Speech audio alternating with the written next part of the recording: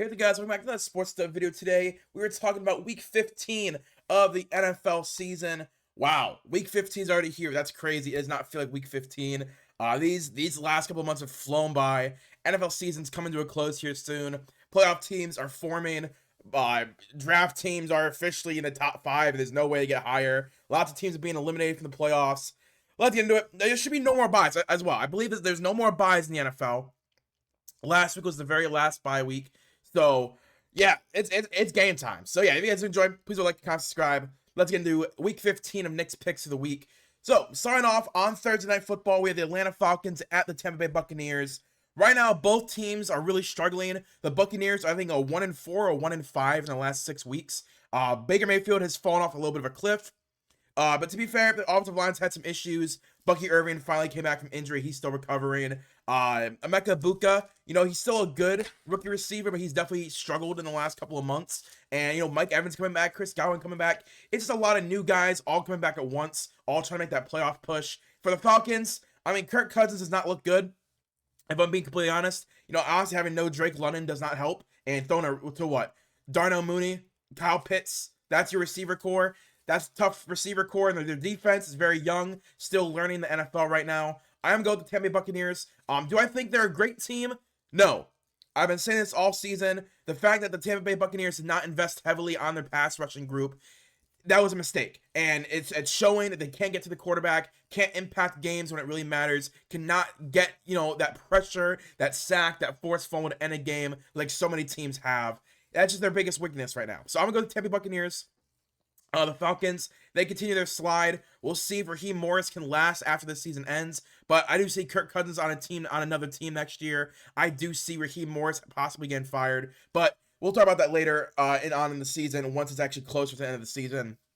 And I get a better feeling on where guys are going to be in the draft. And it also sucks that the Falcons don't have their first round pick. Like, they're 4-10. They don't have a 2026 first round pick. That is owned to the LA Rams, and they were very happy with what the outcome is of the season so far. Next, we have the Chargers at the Kansas City Chiefs. As of right now, I am going to go with the LA Chargers. The Chargers, they just look like the better team.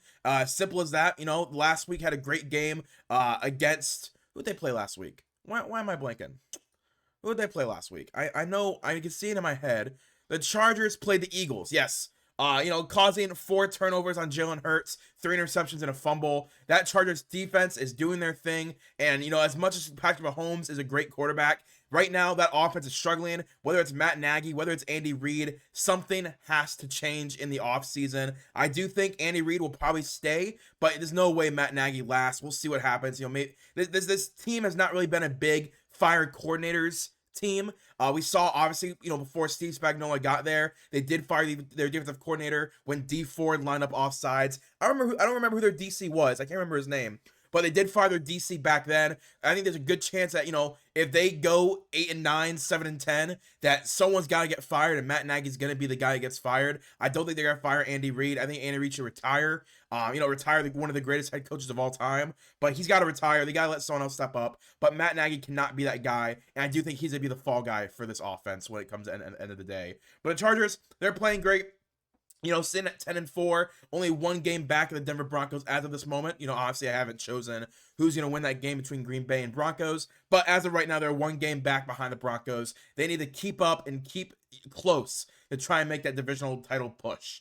Next, we have the Ravens at the Cincinnati Bengals. I'm going to go with the Baltimore Ravens. Again, right now, the Ravens are really good. Obviously, lost to the Steelers last week. That's tough, and you didn't really even play that well. You're overreacting to a correct call later on in the game with the Isaiah Likely, where I saw some film actually that Lamar Jackson was throwing it to DeAndre Hopkins. He was wide open in the end zone, and Isaiah Likely just reached too far for it because he thought it was for him, and he kind of caused that play falling apart. So, there's some things you can't really control. Because imagine that ball was targeted for Isaiah Likely, he doesn't attempt it, and it goes out of the end zone. That's also really bad. So I understand why Isaiah Likely would reach for it, but man, that's a tough outcome. But I do think they get right. They beat up on the Bengals, and because the Bengals suck. That easy as that.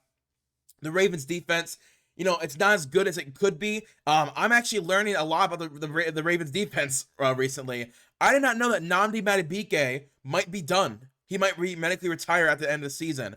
Apparently his neck injury is very severe, and they're keeping very close-lipped about it, and that's not good. Close-lipped about a guy's injury status that is what franchise cornerstone on the defensive line. Quiet about his outcome, what's going on with his injury. Usually not a good sign. We'll see what happens at the end of the season. But the Ravens, I do think they're gonna be able to etch this out against the Bengals and keep pace in the playoff push. Because again, I don't know if the Steelers are gonna be able to, let's just say, for example, let's say the Dolphins do win this game.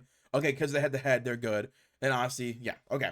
So no matter what, the Ravens just got to keep winning as many games as possible to try and make that divisional title push, and it's in general that playoff push. You're sitting at 7-7. That's where you want to be, right? Obviously, if you're not going to be winning the big games against the Steelers, you want to win as many games as possible and hope other teams lose out. But yeah, Baltimore Ravens, they do beat the Bengals. I think that's a pretty given outcome of that game. Next, we have the Buffalo Bills at the New England Patriots. Now, I actually would have chosen the Bills, but it's the Patriots off a bye. I'm gonna go with the New England Patriots. They haven't lost in like 8 weeks, it feels like. I don't know when the last time they lost is. I know they lost against the Raiders week 1. I don't remember the last time they lost. But this team, listen, man, the Buffalo Bills this season are struggling. Their defense feels old and slow. Their offense seems Josh Allen reliant. Obviously last year was Josh Allen reliant, but James Cook was having a breakout season. Khalil Shakir had an all-pro level season. Yeah, great tight end play. This year, it's really James Cook is okay. Khalil Shakir is okay, but the defense is taking a major step back. So I do think the Buffalo Bills, they're going to lose this game against the New England Patriots. I mean, the Patriots, say what you want to say. I don't really like their roster right now, but their offensive line is playing good. Their defense is playing good behind Mike Vrabel. And Drake May is Drake May. There's nothing you can say about it. He's right now one of the best quarterbacks in the NFL when it comes to throwing the ball anywhere on the field. And the Buffalo Bills, as much as I love Christian Benford, and I do like Christian Benford, I just don't see them upsetting the New England Patriots. I see the Patriots running away with this division. And in my opinion, I think they're going to secure the number 1 seed by the end of the season. And I think right now, again, with the Broncos at 11-2, you're 11-2. These are the type of games against hard playoff teams that you have to win. You've had a pretty easy schedule as a Patriots, but again, you're supposed to beat the bad teams. So whenever I hear that argument of like, oh, they haven't played any real teams yet. But if they lost to those fake teams, those bad teams, you would have yelled at them and said you're a fraud. They did what they had to do. They won those games. And now they have to win a game against the Bills to continue not only their division lead, but a number 1 seed push for a bye. So I'm going to go with the Patriots beating the Buffalo Bills. Again, I do think, as you can see, the Bills are still in the playoffs. I think they're still going to make the playoffs. But I think this week in this division is going to go for the New England Patriots. Next, we have the Jets at the Jaguars. I do think this is a trap game. Let's just say, for example, the Jets did win this game. Where are we? Jets. They're at 4-10. I'm gonna go with the Jaguars though. I mean, last week they played amazing against the Colts. Obviously, Daniel Jones going out, that's gonna help your team play really good against the Colts. And Jonathan Taylor, when you can stack 8 in the box because you have a backup quarterback throwing the ball, Jonathan Taylor's not gonna be able to get going. So the Jaguars, they done a good job this season. They had a good 3 or 4 week stretch where I was like, this team's awful. They're not good. But they started the season strong, went through a little bit of a lull, and now they're back. They're in top of the division. And I think at this point, there's no one in the division that can really top them. As much as I think the Colts are good, we'll see what Philip Rivers can do at 44 years old. I'm going to go with the Jaguars, beating the Jets, though. They have the offense. They have the defense. Jacoby Myers has been a great addition since the trade deadline. And as much as I think the Jets right now are playing on a high, I just don't think they're good enough to beat the Jaguars. The Jets could beat the Dolphins. The Jets, they could beat the Raiders. The Jets, they could beat the Titans. They could beat the Browns, the Bengals, the Saints. There's a lot of those, really bad teams. I think the Jets right now, with Tyrod Taylor and that offense finally cooking, I think they could put up a good fight. You're not beating the Jaguars. Sorry, I think it's a trap game. It is possible, but I'd put money on the Jaguars. Next, we have the Miami Dolphins at the Pittsburgh Steelers. Listen, I'm all in. I'm all in on the Dolphins, man. Since the Browns beat the brakes off them, they're 1-4 or 1-5. They win big last week. I'm in. I'm all in on Mike McDaniel staying as a head coach. He has obviously had these players bought in since they were sitting at 2-7 or 2-6. They were sitting at an awful record. That game against the Browns, it was Mike McDaniel or Kevin Stefanski could get fired after this game. Mike McDaniel loses that game by a big score at 35-7. Dylan Gabriel's only win as a starter. And everyone was out. And I was out on him. And he has rallied his team to multiple straight wins and to get back to a winning record. That is commendable, and I'm gonna go Dolphins beating the Steelers because I think the speed of Devon Achane, of Jalen Waddle, and of Ollie Gordon, I think everything about this team, especially with Darren Waller back at tight end, that opens up the passing game so much. This Dolphins offense is going to destroy the Steelers defense, and the Steelers offense, I think they'll be able to cook. I know as much as I think Jordan Brooks is having an All-Pro, he'll be probably top 5, top 6 in Defensive Player of the Year voting. They're going to do their thing. The Steelers are going to get 14 or 21 points, but the Dolphins might put up 28 or 35. Like, that's how good this offense against this defense I believe in. So, I'm going to go with the Miami Dolphins beating the Steelers. Next, we have the Cardinals at the Texans. I'm going to go with the Houston Texans. The Cardinals right now, as much as I think Jacoby Brissett is trying to do what he can, this Cardinals team is just not good. I think they might clear house at the end of the season, and we'll see what happens with Kyler Murray. I think there's a good chance they could trade Kyler Murray, get a second or a third round draft pick back, say thank you, Kyler, for your years of service, but it never really happened. We had one playoff push, 1 year where you were truly elite, and every other year you were up and down. We're going to move on and have Jacoby Brissett maybe be our starter next year and roll out with like a third or a fourth round rookie and just see what happens, right? Because I do think that it would be a miracle for Jonathan Gannon to keep his job. At minimum, they're firing their offensive coordinator. But at most, they're clearing house. Coach is gone. Maybe the GM is gone. But I think the signings and the drafts have been pretty okay the last 2 or 3 years. But no way in the world does Jonathan Gannon survive this season. But if he does, it's an act of God. Because the Texans, defensively, are a top 5 unit. Offensively, again, they go through ups and downs. But when they're consistent, they are a very powerful team. So I'm going to go with the Houston Texans.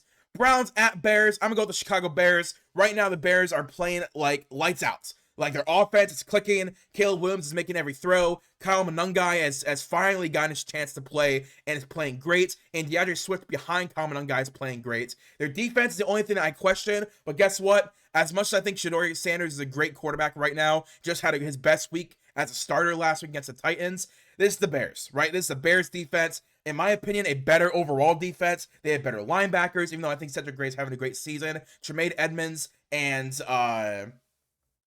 I can't remember the guy's name, but yeah, the linebackers, those guys have been around in the league for 6, 7, 8 years. Those guys know what they're doing. Nahshon Wright, Kevin Byard, Jaquan Brisker, like the great secondary. The only positive that their pass rush isn't that great, and I do think Shedeur Sanders will be able to have the time to deliver the ball wherever he needs. But that is a very jump the route secondary. Like, they would rather give up a big play and attempts for a pick than let the guy try and get the ball in his hands and they smack it out of his hands. They'd rather jump the route. So I do think we could see an interception or 2 from Shedeur, and I think overall the Browns want to lose because they want to have as high of a draft pick as possible. Right now the Browns are sitting at number 4 overall, and I just don't think they can let themselves win a game like this against the Bears. And I think the Bears need to win this game, right? I mean, this is an NFC North division where the Vikings are 5-8. They could still go 9-8 theoretically. Yeah, the Lions at 8-5, right behind you, trying to sniffing your ball sack right behind you.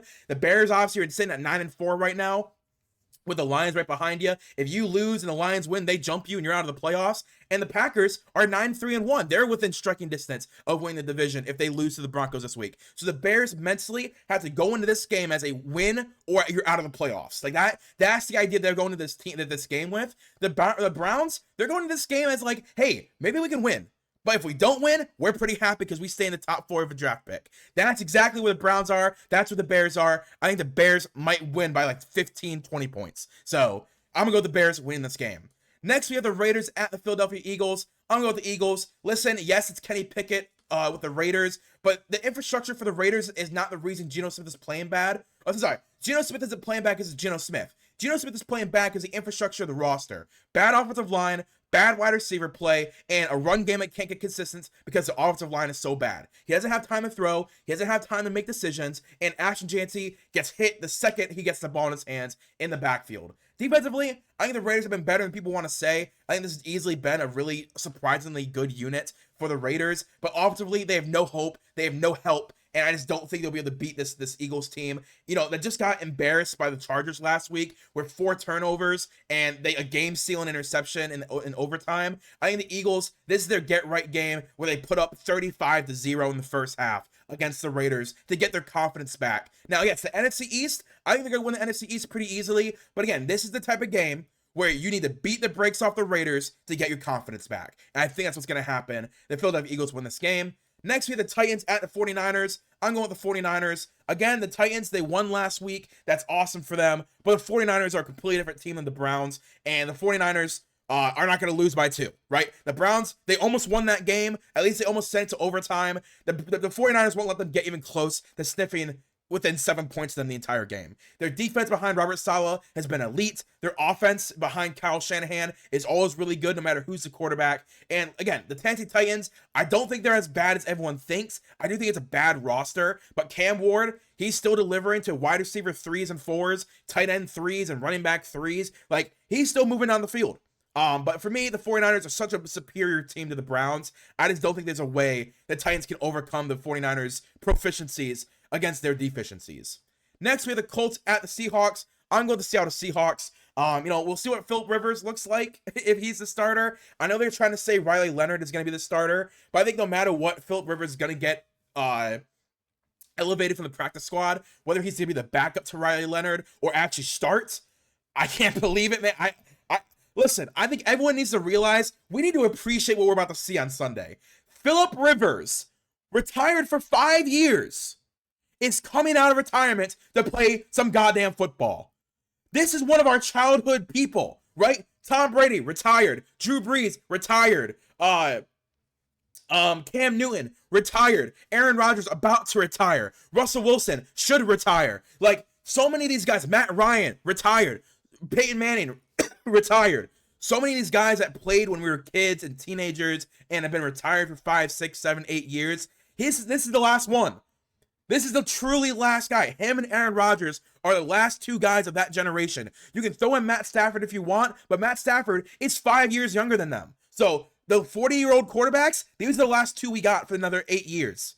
So appreciate it. Appreciate seeing Philip Rivers sling that ball one more time. But for me, the Seahawks are going to blow him out of the water. Like, I'm not telling you, they're going to hit him. Like, Byron Young is going to sack him once, and Philip Rivers might be like, dang, I got to retire, bro. Like, I don't know what's going to happen, but I do know the Seahawks are not going to lose to 44-year-old, 5 years off the couch, Philip Rivers. This is not happening.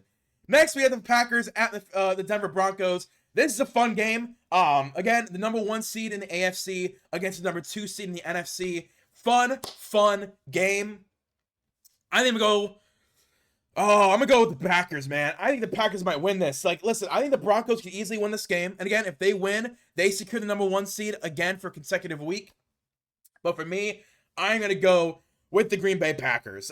Jordan Love, I like Jordan Love. I think he's a really good quarterback. I don't really care what the haters say.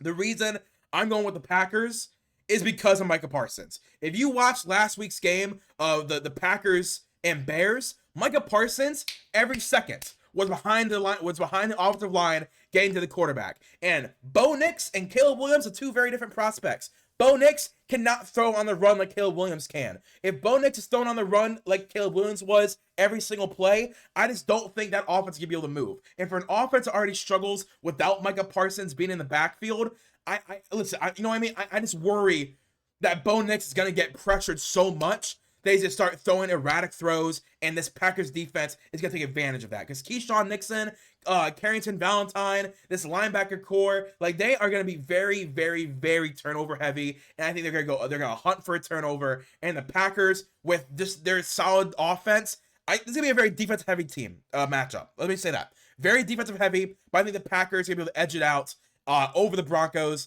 And again, the Packers are in the exact same situation. If the Broncos win this game, they go from the 2 seed to the 7 seed. But if the Packers win, they stay the 2 seed. Like, just like I said with the Patriots, and again, the same for the Broncos, you have to win this game. If you lose this game, you are not guaranteed a playoff spot. If you win the game, though, you are basically securing at least a top 7 seed. So I'm going to go with the Packers. I think their defense is going to be able to overwhelm Bo Nix more than the Broncos' defense will overwhelm Jordan Love. I think Bo Nix, very bad platform, very bad footwork. And once he's on the run under pressure consistently, because of Micah Parsons, I think he's going to make more erratic throws off of his base and, generate some turnovers. Next, we have the Commanders at the New York Giants. I don't know, man. I don't know. That's a game I'm skipping. That's what I'll say. That is a game I am skipping. I'm not watching that game. Let's go with the Giants. I think the Giants can win. Right now the Giants are sitting at the #1 overall pick, so maybe they don't want to win, but I do think against the Commanders, they are the favorable team. Jackson Dart is doing his thing. He's playing better than I expected. Still not to where I would have drafted him at 25, but definitely better than Russell Wilson and Jameis Winston looked. In fact, yeah, because what did the Giants do? I actually don't remember what the Giants did. So the Patriots beat them, obviously. Yeah, Jackson Dart. Sorry, I want to make sure Jackson Dart was still healthy. Yeah, listen. I think Jackson Dart will be able to do whatever he wants against his defense. Very old, very slow defense that really can't stop the run at all. Honestly, Bobby Wagner is doing what he can. Frankie Louvu's doing what he can. But I just don't think this Commanders team overall is good. Their offensive line is really bad. Their weapons are slow. And defensively, just old and slow. And I think Jackson Dart, the one thing you say about him is that he's very young, very fast, very elusive. So I think Jackson Dart will be able to generate some yardage with his legs and open up some deep balls to Wan'Dale Robinson and Theo Johnson. And Tyron Tracy, he's not the best running back in the world, but he's definitely not an awful running back. So I'm going to go with the New York Giants beating the Commanders. And again, that means they're not the #1 overall pick. That means right now the #1 overall pick would be between the Titans and the Raiders. One of those two would have the #1 overall pick. And I believe the Browns would then be #3, because right now the Browns are #4. Because everyone else that has 3 wins has beaten the Browns. So I think the Browns will then be #3, then move up 1 pick, because the Commanders move up and they're showing the schedule. If I'm not mistaken, I may be wrong, but I may also be right. So I believe that the Browns will then move up to #3 overall pick. The Titans and the Raiders will then be battling for #1 and 2. So yeah, that would have a lot of draft implication. Again, if the Commanders win, they're not #6 overall anymore. But the Giants, they firm up the #1 overall pick, and they can then trade down and get a haul. But I do think the Giants are the better team versus the Commanders, and they're going to beat the Commanders this Sunday. Next, we have the Lions at the LA Rams. Now, right now, the Lions are 2-0 against Matt Stafford since he's made that trade. What happens if the Lions win? The Rams go to 7th seed. The Rams, they go to the 1 seed. So, very big game implicated. I don't know, man. That is a very tough matchup. Very tough matchup. Like, the Lions, oh my god. I'm going to go with the Rams. I think this is the worst Lions roster that the Lions have put out in the last 3 or 4 years. Their offensive line is the worst offensive line. They just lost, I believe, Brian Branch or Kirby Joseph. They lost one of their safeties to a torn Achilles. Their secondary already is very thin and very injured. Their front 4 is okay. Honestly, Adrian Hutchinson does his thing. And Akidi Muhammad's having a pretty good season. But their entire team is reliant on their offensive line. That's where their production comes from, is the time of possession, because they run the ball so much. And then their offensive production, obviously, helps their offense. But the time of possession helps their defense. And right now, it's very skewed defensive time of possession heavy, because they can't generate run plays consistently. Again, I don't want to say the Lions can't win this, right? I think the Lions could easily win this game, because again, they're 2-0 against Matt Stafford. The Rams, they did just lose a really big game to the Panthers last week. So right now, there's you're either trying to play to get that 1 seed back, or you're kind of like, this is your weakest point of the season. Let's take advantage of you, right? I'm gonna go with the Rams winning though. I'm gonna stick with it. Again, when you in your mind know, if I win this game, I have the #1 seed in the NFL, and in the NFC, and I get to secure myself a round 1 bye, you're gonna play harder. The Lions, I think, would play very hard though, because again, if they win this game, their seed doesn't change. They're still the 8th seed. So I'm gonna go with the Rams. I think they're the better team. Their offensive line's playing better. Their run game is really good. Obviously, the Lions' run game is really good as well. But Puka Nacua and Devontae Adams are doing their thing. Matt Stafford's having his best career season ever. Like, genuinely, if you watch Matt Stafford, this is the best he's played since maybe him and Megatron's prime year. But he's playing better than the year they won the Super Bowl. He's playing better than any of his years in Detroit, in my opinion. And their defense is playing really well as well. I'm going to go with the Rams. I think they're going to do it. I think they're going to win this, and they're going to go and lock up that #1 seed for another week. Next, we have the Panthers at the Saints. Listen, man, I think the Panthers are in the exact same boat that a lot of other teams are in. That they, every other week, are hit or miss, and they're trying to make a playoff push. If they lose against the Saints, they're still the number 9 seed, but they're sitting at 7-7. That is one game behind the Lions, right? And the Lions, while they're losing this week against the Rams, I think they need to know that even if they lose against the Rams, they have to win out. And the Panthers in the exact same spot. They're trying to win the division. If they win, they're tied against the Buccaneers for the division. The Buccaneers edge them out because of the matchup win. But you're at 8-6. You can either win one more game and make it into the playoffs, or win one more game, the Buccaneers lose, and you're in charge of the division. I think the Panthers are going to win this game, but I would not put it past the Panthers to lose this game either against the Saints. I think Tyler Shough has played a lot better than I expected. He's playing better than Spencer Rattler, but I still think Spencer Rattler, you can easily flip him somewhere for a draft pick this offseason. But the Panthers, I'm going to take over the Saints. Not that I think the Saints are bad. I think they honestly are a bad team, but they're playing better than I expected. But because the Panthers are playing to make a playoff push, and I just don't see themselves losing this game and basically knocking themselves out of the playoffs almost, right? Because it's very hard once you're 7-7 and the Bucs are 8-6, winning another game while the Buccaneers lose, the Lions lose. Like, it's a lot more confusing for you to make the playoffs. But if you keep at 8-6, all you need is the Buccaneers to lose, you to win, and the Lions to lose, and you're in the playoffs, right? You got to get to that 9-win mark before the Lions or the Buccaneers, and you're in the playoff push, and you're in charge of the division. I think you're playing for more. Mentally, you want to win. I'm going to go with the Panthers. And finally, we have the Vikings at the Dallas Cowboys. I'm going with the Dallas Cowboys. Nothing to be said. The Vikings had a great game last week, but I just don't think they have what it takes to win. Their run game's bad. JJ McCarthy had a great game last week, but he's too inconsistent right now to rely on, and their defense is going to do their thing. But George Pickens, CeeDee Lamb, Javonte Williams, and this offense, it's too much to handle. It's a great offense. And again, they're sitting at 7-6-1, basically 8-6. They're in the exact same spot as the Panthers, the Lions, and the Buccaneers. You want to get to 9 or 10 wins and try and secure a playoff spot, you got to start winning them out. And I think this is the exact type of game where if they beat the Vikings, they can do it in a fashion where they mentally believe in themselves and can make that deep playoff push. So yeah, this is my prediction for Week 15 of the NFL season. Next picks of the week for Week 15. If you guys enjoy, please like, comment, subscribe. Let me know who you think is going to win this week and who's going to lose. I have the opposite. Thank you guys for watching. I'll see you later. Peace and bye.